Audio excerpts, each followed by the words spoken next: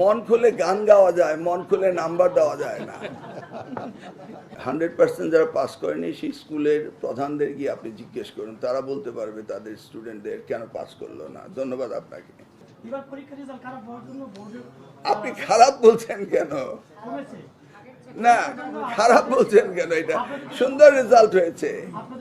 আমি তখন ছিলাম না, আপনি বললেন, বলে দেওয়া হয়েছিল শিক্ষকদেরকে। জাতি জানলো আপনার কাছ থেকে যে শিক্ষকদের নাম্বার বাড়িয়ে দেওয়ার কথা বলা হয়েছিল, আমি জানতাম না। আমাদের বোর্ড, আন্তঃবোর্ডের চেয়ারম্যান, উনি এইমাত্র আপনাদেরকে আনুষ্ঠানিকভাবে 18,29,485 জন শিক্ষার্থী আমাদের ছিল, সেটা উত্তীর্ণ হয়েছে 11,38,877 জন। পাশের হার হয়েছে 62.25। জিপিএ প্লাস পেয়েছে 1,16,676 জন। মানবিক নাম্বার কি মানে আমি তো আপনার প্রশ্ন বুঝছি না। মানবিক আবার পরীক্ষায় কি? এটা আবার সহানুভূতি কি? এমন ধরনের পদ্ধতি সম্পর্কে আমার শিক্ষা জীবনের কোনো জ্ঞাতসারে নেই। 5ই আগস্টের বিষয়টা উত্তর দেওয়ার আমার প্রয়োজন নেই। আমি এবার থেকে যেটা নাম্বার পেয়েছে সেটাই দেওয়া হয়েছে। শুধু নতুন সুবিধা যেটা হয়েছে, আগে পদ্ধতি ছিল যদি কোনো স্টুডেন্ট রি-এক্সামিন করতো তাহলে শুধু টেবুলেশন শিটটা দেখা হতো, সত্যিকার অর্থে ওই শিক্ষার্থী খাতা পাল্টিয়ে গিয়েছে কিনা এবং শিক্ষক যথাযথ নাম্বার দিয়েছে কিনা এই পুনর্পরীক্ষা করার ব্যবস্থাটি ছিল না। এবার আমরা আইনগতভাবে পরিবর্তন এনে সেই ব্যবস্থাটি রেখেছি যে প্রত্যেকটি শিক্ষার্থী তার খাতা পুনঃপরীক্ষা করার সুযোগ দেওয়া হয়েছে। সেই ক্ষেত্রে কোনো মানবিক বিষয় নেই। এক্স্যাক্টলি আবার রিভিউ করা হবে in front of A committee.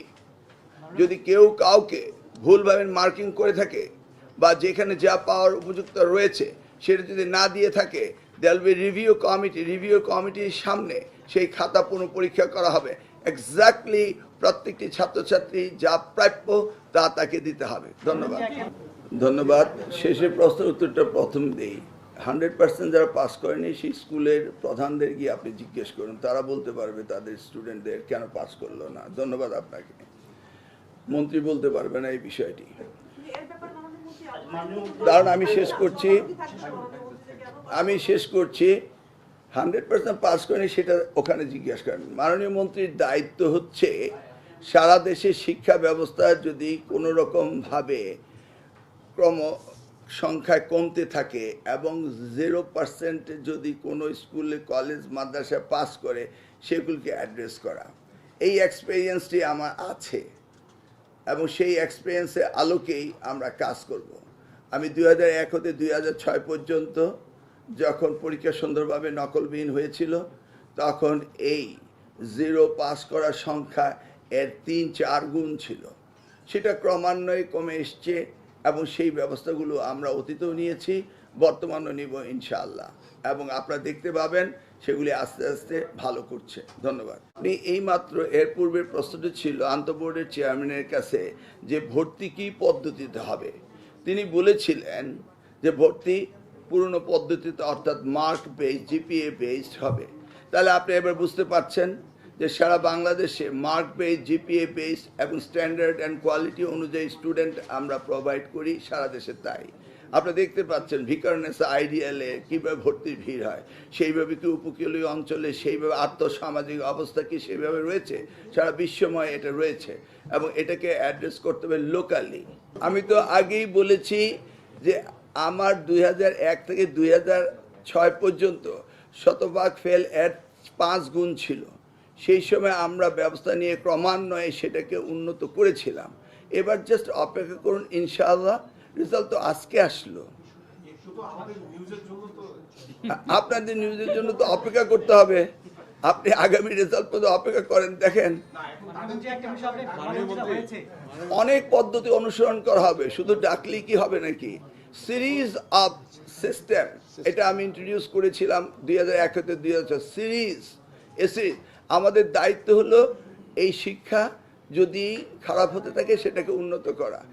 আপনি পরীক্ষার রেজাল্ট হলো এখন জানলাম, এখন আর 5 মাসের মধ্যে ফলাফল কিভাবে উন্নত হলো না হলো সেটা তো আপনি অনেকদিন ধরে সাংবাদিকতা করতে, আপনি আমাকে মিটিং এর পরে হেল্প করবেন এবং পয়েন্টগুলো দিবেন, ইনশাল্লাহ আমরা সেগুলি নিয়ে কথা দেখবো মন খুলে। আচ্ছা, মাদ্রাসার রেজাল্ট খারাপ হলো কেন এই মুহূর্তে আমি জানলাম, এই মাত্র ডিকোডিং করা হলো, তারপরে আপনাদের কাছ থেকে শুনবো, শুনে চিন্তা ভাবনা করব কি করে মুখস্থ উত্তর দিবেন। এখন বলুন আপনি, আপনি খারাপ বলছেন কেন? না, খারাপ বলছেন কেন? এটা সুন্দর রেজাল্ট হয়েছে। মন খুলে গান গাওয়া যায়, মন খুলে নাম্বার দেওয়া যায় না। আমি তখন ছিলাম না, আপনি বললেন, বলে দেওয়া হয়েছিল শিক্ষকদেরকে, জাতি জানলো আপনার কাছ থেকে যে শিক্ষকদের নাম্বার বাড়িয়ে দেওয়ার কথা বলা হয়েছিল, আমি জানতাম না। শিক্ষামন্ত্রী সন্তুষ্ট হয় যখন যে যা পড়ে এবং তার উত্তর এবং তার সেই পরিমাণ নাম্বার পায়, সেই জন্যই সে সন্তুষ্ট। কেউ না পড়লে তাকে নাম্বার বাড়িয়ে দিলে শিক্ষামন্ত্রী সন্তুষ্ট হয় না। বাংলা ইংলিশ দুইটি ময়মনসিংহ বোর্ডে খারাপ করেছে, এই প্রশ্নের উত্তরে আমরা বোর্ডের জন্য পৃথক প্রশ্ন করিনি। We standardise every student in the same barometer, একক প্রশ্নতে আমরা পরীক্ষা নিচ্ছি। আমি এখানে অনেক সাংবাদিক রয়েছেন যারা 2001 সাল থেকে আমার সাথে রয়েছেন।